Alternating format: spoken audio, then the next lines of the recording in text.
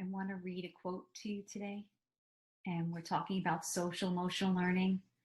Today's focus is responsible decision making. But I want to read this to you today. In this world, it is not what we take up, but what we give up that makes us rich. What is something that you could give up to make a difference in someone else's life? We're here to talk about how we're helping our children develop the 5 competencies of social emotional learning.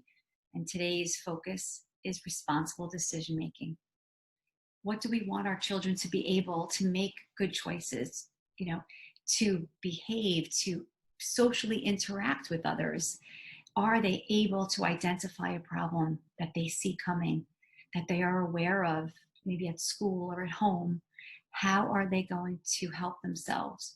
What are they going to do to solve it? What would you do? You could play that game, right? You can all sit around and have a great discussion and come up with a scenario. What would happen if you were, let's say, at school? Of course, we know we're home, but in learning, but virtually.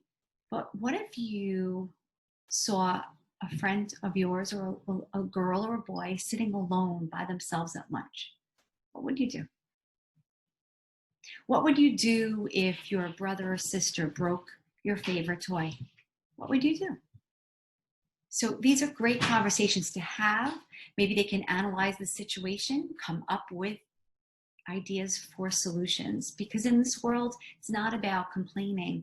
It's about coming up with a solution to a problem. And we have to put ourselves in it to help each other. What would we give up if it made a difference in someone else's life, right? What would we have to do to make this world a better place, right? Gandhi says, be the change you wish to see. So unless we start taking action, unless we teach our children how to take action, then they're not going to know how to solve problems, how to make the right decisions for themselves and their families one day.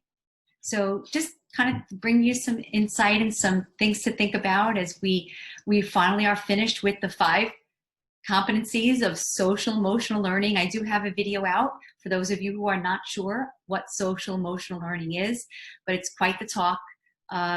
Being that COVID happened and so many things, we're so aware now of our emotional intelligence, right? Our emotions and how important those are, just as academics are important, how important we have to be to take care of our emotional state of mind. So hope you have a great day. If you have any questions, reach out to me on joannenocera.com or on Instagram, Joanne_Nocera. Hope you have a great day.